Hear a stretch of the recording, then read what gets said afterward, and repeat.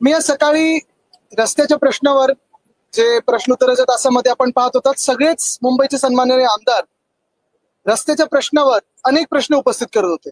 जे कॉन्क्रिटीकरण तत्कालीन घटनाबाह्य मुख्यमंत्र्यांनी आम्हाला सांगितलं होतं की 2 वर्षात मुंबईचे रस्ते खड्डेमुक्त करू, हे मी त्याच वेळी आपल्या समोर आणलं होतं 15 जानेवारी 2023च्या दिवशी की हा 6080 कोटीचा घोटाळा आहे. त्यावेळी घटनाबाह्य तत्कालीन मुख्यमंत्री आणि त्यांची सगळी ती टोळी अंगावर येण्याचा प्रयत्न करत होती, खोटं बोलण्याचा प्रयत्न करत होती. अधिवेशनात एक आम्हाला सांगितलं गेलं की 12 ते 36 महिन्यात हे काम पूर्ण होईल. बाहेर सांगितलं 2 वर्षात आता रस्ते खड्डेमुक्त होतील. 5 मोठ्या कॉन्ट्रॅक्टर्सना, लाडक्या कॉन्ट्रॅक्टर्सना हे काम दिलं होतं. आणि मी 2 वर्ष सातत्याने हा विषय आपल्या समोर आणि आपल्याच माध्यमातून लोकांसमोर मांडत आलेलो आहे की हा घोटाळा आहेच. ह्याच्यात कसे 5 लोकांना त्याच्यात आणलं गेलं, त्यांना टेंडर कसं दिलं गेलं, त्यांना किती एस्टिमेट कॉस्टच्या अबव दिलं गेलं, कितीचा फायदा ह्या कॉन्ट्रॅक्टर्सना झालेला आहे आणि नेमकं किती टक्के काम हे खरं मुंबईत झालेलं आहे, ह्याच्यावर आम्ही सातत्याने प्रश्न विचारत आलो.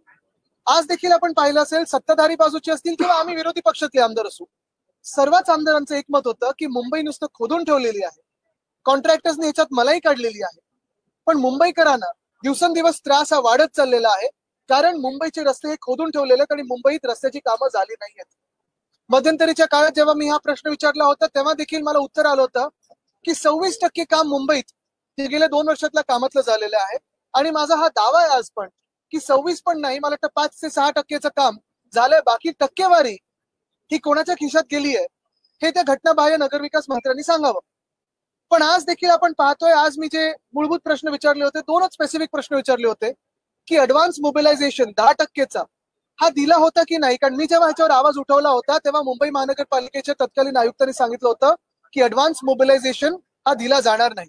आणि आज मंत्री महोदयांनी सांगितलंय की अंशतः दिलं गेलेलं आहे.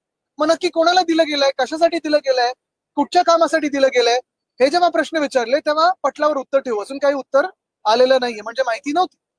दुसरं मी विचारलं की एकंदर आपण पाहतोय ह्या सगळ्या कामांमध्ये जे काही पूर्तता आहे ती कितपत झाली, कुठपर्यंत झाली, त्याच्यावर पण उत्तर होतं आम्ही पटलावर उत्तर ठेवू. म्हणजे कुठेही काही माहिती नसताना सगळेच आमदार मुंबईचे कुठच्याही पक्षातले असो विचारतायत की नक्की मुंबईतल्या रस्त्याची परिस्थितीवर जे काही यांचा ड्रीम प्रोजेक्ट, आता स्वप्नात काय काय होतं, कुठचे खोके होते मला माहित नाही, पण ड्रीम प्रोजेक्ट जो होता घोटाळा करण्याचा, घोटाळा तर यशस्वी झालेला आहे. पण मुंबईचे रस्ते आज देखील खड्डेमुक्त झालेले नाहीये.